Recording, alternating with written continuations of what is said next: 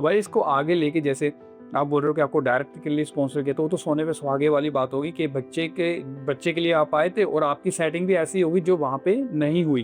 Because जो आपने 20 साल काटे हैं सऊदी में, तो वहाँ पे आप काम करते थे डिफरेंट कंपनीज के लिए। यहाँ पे खुद की एक कंपनी होगी, न्यू इन्वायरमेंट हो गया, फैमिली के लिए न्यू इन्वायरमेंट होगा आपके लिए। तो हाउ इजी और how hard this adaptation was? जो मेरी सऊदी कंपनी थी, they were so happy with my work, the way I use to work, कि they still kept me as a consultant for their Saudi market. So I'm still working from there for them from Australia. Correct. As a consultant for them to develop the Saudi market and bring Australian manufacturers to Saudi Arabia. Saudi to Australia, जो ये 20 साल का सफर है Saudi में, और इसके बाद जो सफर स्टार्ट हुआ है ऑस्ट्रेलिया में, आज एक ऐसे ही शख्स की हम बात करेंगे जो सऊदी में 20 साल लगाए और ऑस्ट्रेलिया में कुछ ही महीने लगाए और पर यहाँ पे अपना बिजनेस स्टार्ट कर लिया। तो हम बात कर रहे हैं हुज़ैफा भाई की। हुज़ैफा भाई वेलकम है Thank हमारे you. पॉडकास्ट में। Thank तो you. जो आज की जर्नी है, मुझे आपने बताई है थोड़ी सी, हम चाहते हैं कि हमारी ऑडियंस को भी आपकी जर्नी के बारे में पता चले। तो अपनी जर्नी के बारे में बताएं, जहाँ पे आपने बोला कि आपको 186 आपने डाला हुआ है और 402 आपको ग्रांट हुआ हुआ है। Yes. जो सबसे बड़ा चैलेंज आता है ओवरसीज से आके यही होता है, जो ओवरसीज बैठ के कि भाई एम्प्लॉयर कैसे ढूंढे।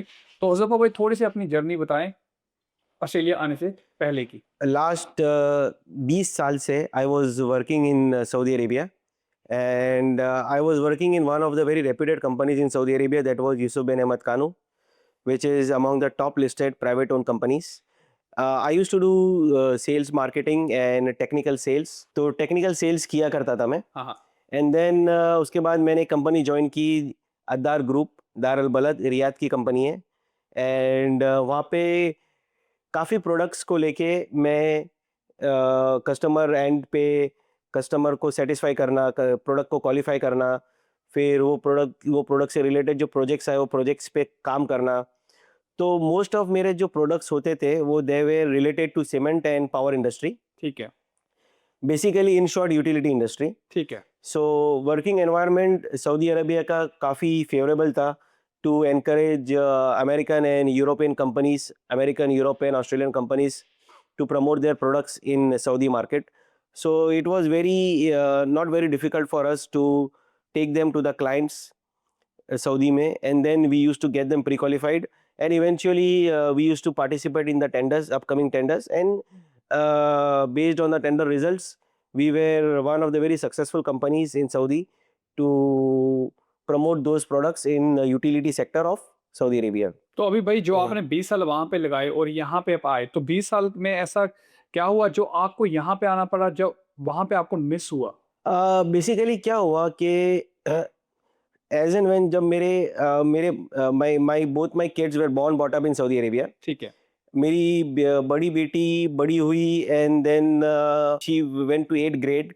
ग्रेड 8 में हमने प्लान किया कि let's move to India, so that she doesn't, मतलब उसको जैसे एनआरआई कोटा ना लगे, तो वो सोच के हम लोगों ने उसको इंडिया मूव किया। बिकॉज मेरे पास उतनी कैपेसिटी नहीं है कि मैं एनआरआई कोटा में उसको मेडिकल या कोई प्रोफेशनल फील्ड में एडमिशन दिला सकूं। ठीक है।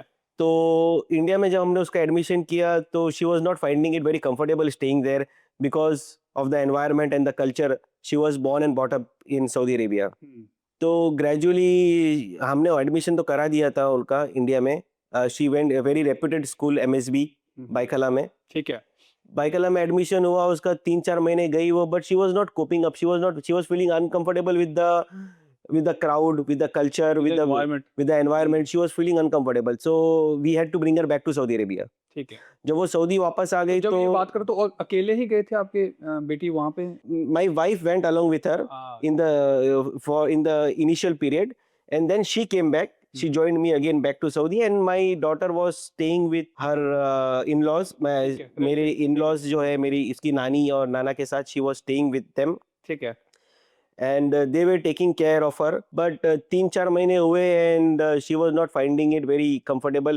और एक दूसरा एक प्रॉब्लम ये भी था कि भाई वो हमारे मतलब बहुत नाजों से पली थी, तो वो she was finding it very difficult to get adjusted, क्योंकि हमारे से दूर रहना भी उसको वो कंफर्टेबल नहीं लग रहा था and age was also very less, age was also a factor, तो हमको उसको वापस बुलाना पड़ा। Then I had to reissue और visa, I had to go through the entire process, और हमने उसे सऊदी वापस बुला के हमने सऊदी में डीपीएस स्कूल है, दिल्ली पब्लिकेशन स्कूल है, very reputed school in Jeddah, वहाँ पे हमने उनको वापस एडमिशन हम करा दिया।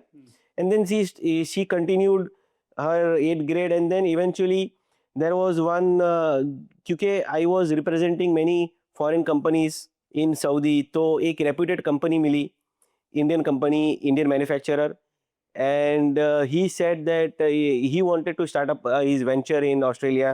He said he is looking for somebody who is technically sound enough to promote this business in Australian market, because Australia थोड़ा हटके आ जाता है compared to US in Europe. तो he had his reach most of the parts of the world, but Australia में he was not there. तो इस तरीके से then he registered his company and we got SBS registered. And register होने के बाद then I gave my IELTS and PT exams. So and after that, once the company was registered and once I gave my IELTS exam, then we filed my documents, and subsequently I got my initially I got my visit visa, then I also got my TR gradually, and now PR is under process. तो इस तरीके से फिर हम लोग we moved to Australia. यहाँ पे आने के बाद the best part what we found was that as far as education was concerned, कि any school till 12th they give free education. So that was one of the very best, very interesting things, and level of education is also very good. जो exposure बच्चों जो मेरे daughters को अभी मिल रहा है, that was fantastic. more practical, right? More practical side, मतलब काफ़ी practical चीज़ें उन लोग schools they adopt, and they train the students in a real world, to face the real world challenges. तो एक bookish environment से निकल के she came into a very completely different environment. शुरू में 1-2 महीने she was finding it little not difficult but little awkward, because the You have method to adjust into that environment, man. हाँ, क्योंकि मतलब वहाँ पे क्या हो रहा था सऊदी में कि भाई किताब आप पढ़ के आ जाते हो, and then you have your exams, term exams, first term, second term और ये सब, तो यहाँ पे it is little different. They judge students on the basis, they give scores on the basis of their daily activity जो class में होती है, तो क्लास की जो डेली एक्टिविटीज के हिसाब से उनको पॉइंट्स मिलते हैं. So because my daughter she was from the CBSE background की स्टडीज, तो स्टडीज में तो she was anyway she was very good, तो उसका तो हमको टेंशन नहीं हुआ. एंड देन स्लोली वो इंडिपेंडेंट होने लगी.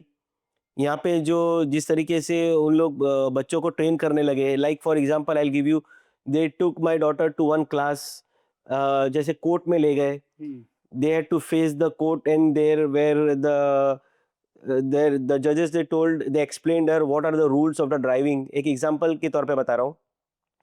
तो ड्राइविंग में किस तरीके से कौन सी एज में करनी चाहिए, क्या उसके लिए क्या क्या क्राइटेरियाज है. तो नाउ वहाँ पे सऊदी में मेरी डॉटर वो चली में कि मुझे भी ड्राइव करना है. तो यहाँ पे आने के बाद जब उसको जो एक्सपोजर मिला कि भाई ड्राइविंग के लिए ये सारे क्राइटेरियाज आप फुलफिल करते हो तो ही आप कर सकते हो. सो ये जो मैं सिखा रहा था वो स्कूल सिखा दी उसको. सो ये एग्जांपल है.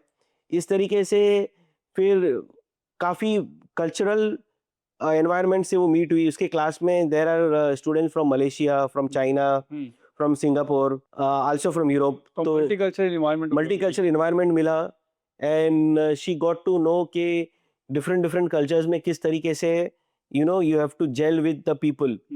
तो वो चीज़ जो मैं सीखा after I started working, जब मैं काम करने आया तो मुझे then I got exposure to US, Europe, सब different cultures से मैं expose हुआ, and then I started learning. तो ये चीज़ my daughter is learning at this stage. So that is one of the very good things I found in Australia as far as studies are concerned. Now मेरी छोटी बेटी है, she is in grade 5th, her name is Alifia, and उसे school ने अभी एक 3 या 4 दिन का कैंप अरेंज किया है. ये चीज़ अभी बाहर भी दूसरे कंट्रीज में भी लोग अडॉप्ट कर रहे हैं. तो वो कैंप में बेसिकली उसको ये सिखा रहे हैं कि कैसे इंडिपेंडेंट रहना चाहिए, कैसे अपना काम खुद करना चाहिए. लाइक जैसे ब्रेकफास्ट आप करते हो तो खुद ही जाओ, आप prepare your bread को toast करो, बटर लगाओ, ये we used to do these things in Indian culture. घर पे सिखाते थे, यहाँ पे अब आपको स्कूल में या पे स्कूल ये सारी चीजें सिखा रही है. with the other students, and so at the same time you learn how to adapt in the new environment, how Yes. to adjust with the other students and all these things. तो भाई जो आपका आने का reason ये यहाँ पे आपके बच्चे थे या आपको कंपनी मिली, दोनों में से क्या मेन रीजन था आपका यहाँ पे आने का? मेरा मेन रीजन था माई चिल्ड्रन. आपके बच्चे, तो जो आपको कंपनी स्पॉन्सर किया, आपने बोला वो इंडियन थे और जो उन्होंने कंपनी रजिस्टर करके आपको स्पॉन्सर किया, तो ओवरसीज स्पॉन्सर थे वो एक काइंड ऑफ. यस. ये सो वो ऑस्ट्रेलियन सिटीजन नहीं थे, राइट? या मतलब जो बिजनेसमैन जिन्होंने मुझे स्पॉन्सर किया, his name is mister Rashid from Pune. तो वो इंडियन सिटीजन है. He is an Indian citizen, and he is that's a very reputed companies in Pune.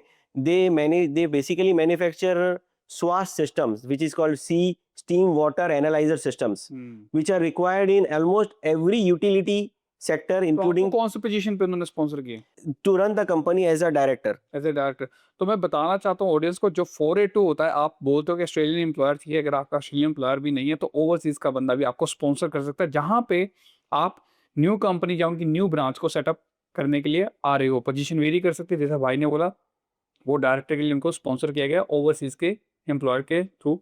तो ये एक लाइव एग्जाम्पल है उनके लिए, जो बोलते हैं कि सिर्फ ऑस्ट्रेलियन एम्प्लॉयर ही स्पॉन्सर कर सकते हैं.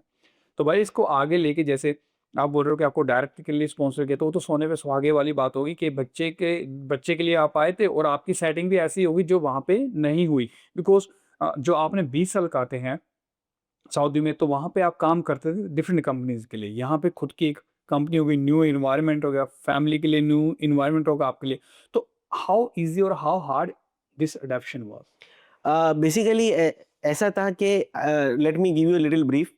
जो मेरी सऊदी कंपनी थी, they were so happy with my work, the way I used to work, कि they've still kept me as a consultant for their Saudi market.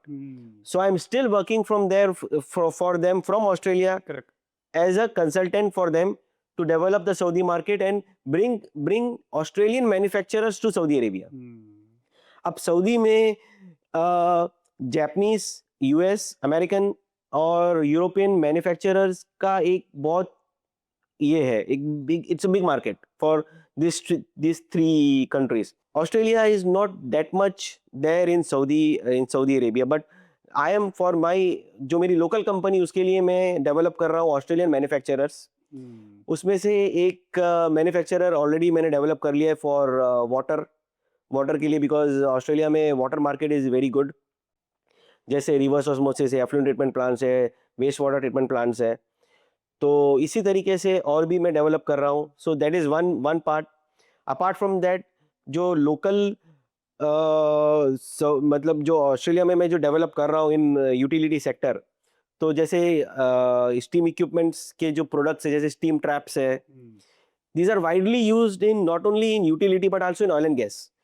But entering to oil and gas is little difficult because वो BP है, Shell है, these companies are little more challenging because वहाँ पे they see the reference. तो उनका criteria जो है बहुत बड़ा है, जब वो इनको हार्ड टू इम्प्रेस है, क्योंकि बहुत बड़ी more stringent. करेक्ट.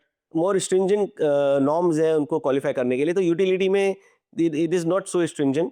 तो जो आप कंपनी के डायरेक्टर हो अभी, तो वो आपकी कंपनी स्पेशली करती क्या है? Basically make it very simple words, उसका मेरे को ये बताओ, आपकी कंपनी सिंपली करती क्या? हम लोग बेसिकली पावर सेक्टर्स और जो यूटिलिटी सेक्टर्स, जैसे पावर आ गया, ये शुगर हो गया, सीमेंट प्लांट्स हो गए, ठीक है. हम लोग इन कंपनीज में हमारे प्रोडक्ट्स को क्वालिफाई करने की प्रोसेस में लगे हुए हैं. तो वंस ये अगर क्वालिफाई हो जाती है, ये कंपनीज में अगर हमारे प्रोडक्ट्स क्वालिफाई हो जाते हैं, so then we will go to a backward integration of setting up a unit operation, a manufacturing workshop here in Melbourne. This is the basic idea. तो मैन्युफैक्चर का वर्कशॉप डालने के बाद we will be whole and soul 100% Australian company. It will be called as 100% Australian company. Okay. तो how easy और how challenging was this one two set up this one? देखिए, company खोल सकता कोई भी, ऑनलाइन रजिस्ट्रेशन है. Yes. पर बात आता है जब उसको प्रैक्टिकली रन करना होता है. देखिए, आपको पता था जब ऑस्ट्रेलिया में लैंड करती है किसी कंट्री, फर्स्ट डे बंदे को याद होता है, तो इसी सेम टाइम पे या सेम ही वे आपको फर्स्ट क्लाइंट याद होता है. Yes. तो हाउ हार्ड वाज इट और how easy it was for you to impress your first client? Basically, it's not that easy because होता ये है कि the clients which are existing they are already procuring this products from somewhere, तो already उनका setup तो होता है. ठीक है. So what you need to do is you have to break in against that competition, and this is where the challenge comes. For example अब coffee तो काफी बेचते हैं तो चलती सबकी भी है. Yes. तो हम बोल रहे हैं कि भाई इसी की चलेगी नहीं, दूसरे की क्यों चलेगी, बिकॉज़ दे माइट हैव. आप अभी मैं कॉफी का एग्जांपल देता हूँ. देखो अभी जैसे आप स्टारबक्स पी रहे हो, हाँ. आपका तो आप रेगुलरली पीते हो, आपका फ्रेंड मिल गया, वो आपको रेफर कर दिया कि भाई एक काम कर कोस्टा भी ट्राई करके देख लो. Correct. तो फिर आप कोस्टा भी ट्राई कर लेते हो. ठीक है, हो सकता है कि प्राइस वेरिएशन उतना ना हो, हाँ. लेकिन फिर आपको उसका भी टेस्ट चढ़ता है. आप फिर ये सोचोगे चलो एक दो बार और पी के देखते हैं. सो फिर आप बोलोगे चलो टीम हॉर्टन्स भी एक बार ट्राई कर लेते हैं. तो इसी तरीके से ये बिजनेस में भी समथिंग सिमिलर. कस्टमर को अगर आप टेक्निकली कन्विंस कर लेते हो तो कस्टमर हमेशा ये बोलेगा कि चलो there is no harm in giving you a chance. Correct. And that chance is your entry point. And that is the hardest part to impress them, to give you a first chance, right? Yes. जो क्योंकि जो coffee आप तो $4-5 का, पर ये जो बड़ी है ये बड़ी इन्वेस्टमेंट होती है. Yes. They don't impress by easily. जैसे आपने बोला कि जैसे फॉर एग्जांपल बीपी की example the. It's a big company. They have so many filters out to clear out and so many too much hard eligibility criteria on all these things, right? तो भाई जैसे अभी आप धीरे-धीरे इस चीज़ को लेके जा रहे हो, तो how you see the future of this thing जो आप मार्केट में, क्योंकि आप पहले इंसान हो जिनको मैं मिला हूँ जो इस इंडस्ट्री से रेलेवेंट है, तो आपको क्या लगता है इस इंडस्ट्री का फ्यूचर क्या है ओवरऑल वर्ल्ड में और ओवरऑल ऑस्ट्रेलिया में? See, overall Australia में there is no manufacturer of steam water equipment, steam water analyzer systems. There is no manufacturer in Australia. So you are the only one. So we will be the only one to manufacture this in Australia. Okay. So now what happens कि ये requirement क्योंकि plants में है, तो plant करती है कि they procure it either from again from US or from Europe or somewhere else.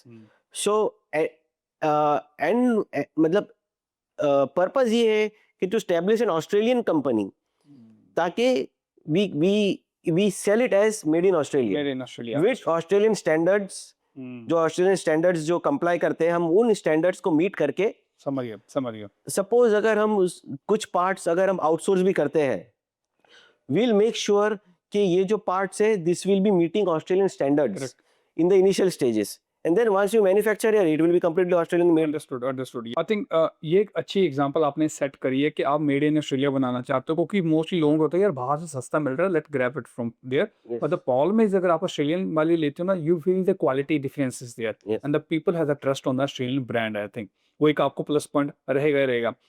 देखिए भाई, जो अभी आप ऐसी स्टेज पे हो जहाँ पे आपने बिजनेस स्टार्ट किया और आपने बोला कि आपने पीआर डाली because you are around 45 years old, right?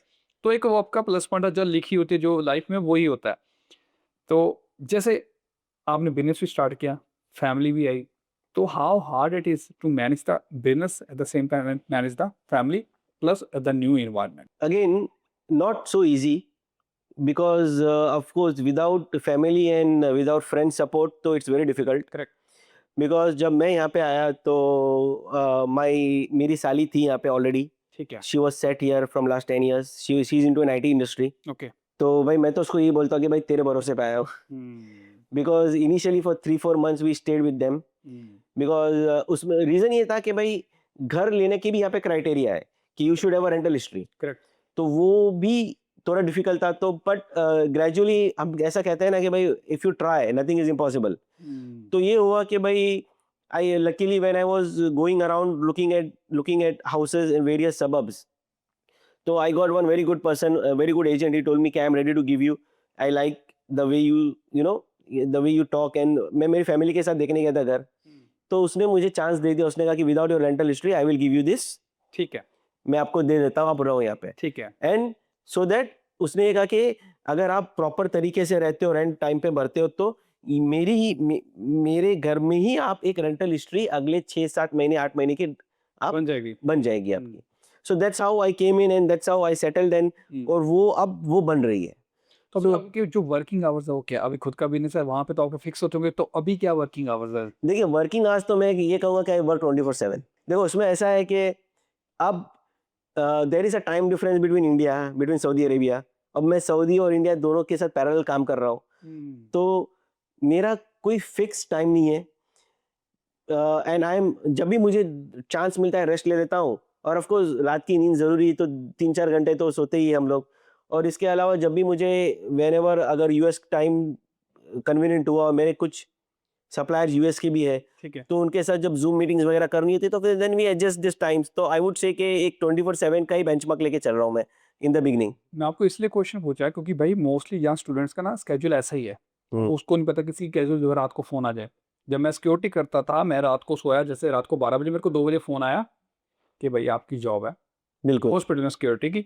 तो मैं आधे घंटे, मैंने जब मेरे को फ़ोन आया, मेरे पास आधे घंटे का टाइम था, तो मैंने फूड प्रिपेयर किया। उस टाइम पे मैं मील्स प्रिपेयर करके लेके जाता था। तो आपसे जो आप इस एज में आके एक एग्ज़ाम्पल सेट कर रहे हो उनके लिए जो यंग हैं, जो ये बोलते हैं कि भाई लाइफ़ तो बहुत हार्ड है।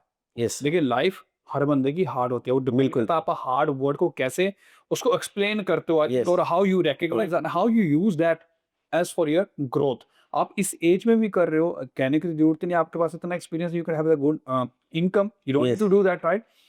तो पर जो स्टूडेंट्स हैं वो आपसे इस चीज़ की तो इंस्पिरेशन ज़रूर लेंगे कि भाई देखें हार्ड वर्किंग या वर्क करने की कोई एज नहीं होती। जो काम है अगर आपको 24 आवर्स भी करना पड़े, do it, it will yes. Definitely help you in the personal growth as well as the mentally वो रेस्ट ऑफ द थिंग। तो भाई जो आपने बिज़नेस स्टार्ट किया, आपको ही पता है कि वो चैलेंजेस क्या, हमें तो दिखता है कि स्टार्ट कर लिया, we don't know the background story. तो जो लोग बिज़नेस स्टार्ट करना चाहते हैं, जो एज़ ए न्यू माइग्रेंट आते हैं ओवरसीज़ से, चाहे स्टूडेंट हो, चाहे किसी भी वीज़ा पे हो, बिल्कुल। तो आपके पर्सनल एक्सपीरियंस से क्या उनको इनिशियली ध्यान देना चाहिए? सबसे पहले तो मैं कहूँगा कि जो जो बिज़नेस चालू करना चाहते हैं, सबसे फर्स्ट थिंग तो मैं कहूँगा कि you should have a lot of patience. उतना पेशेंस होना चाहिए कि आप अ, मार्केट से रिलेटेड जो आपको जो रिजेक्शंस हो गए, वो तो आपको एक्सेप्ट करना ही है, लेकिन आपके घर, आपके जो फैमिली से जो प्रेशर आएगा, वो भी आपको बेयर करना है। पेशेंस प्लस जो सहने की शक्ति होती है, दोनों यस, चीज़ें रखनी पड़ेगी और टाइम के साथ ही वो होएगा। यस, क्योंकि आपको जैसे आपने बोला पेशेंस होगी और आपको रिजेक्शंस भी को एक्सेप्ट करना पड़ेगा क्योंकि that's a part of the yes. Business, nothing comes easy in life. Nothing comes easy. हाँ, तो जो ये बच्चे जो बिज़नेस को स्टार्ट करना चाहते हो, आपने बोला उसको पेशेंस, पर जो बिज़नेस स्टार्ट करना चाहते हैं, आइडिया सबके पास होता है पर स्टार्ट नहीं कर पाते। बिल्कुल। तो आपको क्या लगता है क्या गलती वो करते हैं? देखिए, मेरा ये कहना है कि आप कोई भी बिज़नेस आप चालू करते हो, तो नॉर्मली मैं कहता हूँ कि हम लोग क्या करते हैं शॉर्टकट में, कि हम लोग कॉपी करने की बहुत कोशिश करते हैं हुँ, कि भाई चलो इसने ये किया है, ये चल गया, चल मैं भी यही करता हूँ। हुँ, तो मेरी एडवाइस ये है कि try to do something different, ताकि कॉपी करोगे तो उसमें क्या होगा कि सक्सेस तो बहुत जल्दी मिल जाती है, पर वो लेवल की सक्सेस नहीं मिलती। हुँ। But when you do little different, तो success will be not easy, but जब मिलेगी तो इतनी मिलेगी कि then there will be no looking back. तो बेसिकली कहने का मतलब है कि जो आप एक्चुअल में करना चाहते हो उस पे फोकस करो, ये मत करो कि भाई उसने कर लिया तो मैं भी करूंगा। बिल्कुल। आपने सही बात बोली है क्योंकि जब मैंने लाइसेंस लिया हमारा का, तो मैंने बिजनेस खड़ा किया हमारा, भगवान की दया से हम काफी आगे पहुंचे। मेरे को देख के काफी लोगों ने स्टार्ट किया, yes, they end up in the middle, so yes, they have no way to go back and they can't finish those things. तो ये एक भाई एक एक ना ह्यूमन नेचर होती है। यस। आप चेंज नहीं कर सकते, पर जो लोग चेंज कर लेते हैं उन्हीं को बोला जाता है बिजनेस, वही वर्ड से डिफरेंट होके निकलते हैं। तो लास्टली आपकी तरफ से जो हमारी ऑडियंस के लिए आपकी तरफ से पर्सनल कोई भी जो संदेश आप क्या देना चाहते मैं ये कहूँगा कि if you are planning to move to Australia, मेरा ये कहना है कि this is one of the very good countries for everything. Not only with ये आपकी सोशल लाइफ भी बहुत अच्छी होती है, और professional life slowly and gradually it will B excellent in the near 5 to 10 years of time. मुझे तो खैर काफ़ी कम टाइम हुआ है, लेकिन ये चीज़ मैं महसूस कर रहा हूँ, बिकॉज़ जो रूल्स एंड रेगुलेशंस हैं यहाँ के, वो उतने स्मूथ, इतने क्लियर और इतने सेट है कि आपको एडजस्ट करना इस कल्चर में, ऑस्ट्रेलिया में, इट्स नॉट दैट डिफिकल्ट। तो मेरी ये एडवाइस है कि if you are planning to move to Australia, it's a very good decision. Plan it properly, work out करो आपके क्या आप करना चाहते हो और किस तरीके से आप उसको करोगे, and then take a step, because education में भी this country is excellent, it ranks among the top 10 in the world. और I would wish all the people who are migrating to Australia all the best and go for it. Thank you भाई, आपके जो संदेश देने के लिए। मैंने भाई से आज यही सीखा है कि एक तो पेशेंस रखनी जरूरी है और हार्ड वर्क की कोई एज नहीं है। आपने क्या सीखा है इस पॉडकास्ट से या बाइक की जर्नी से, वो आप अपने पास रखें और आप उसको इम्प्लीमेंट करें, ताकि हम चाहें कि आपने नेक्स्ट गेस्ट आप बन के आए हमारे पास। थैंक यू भाई। Thank you.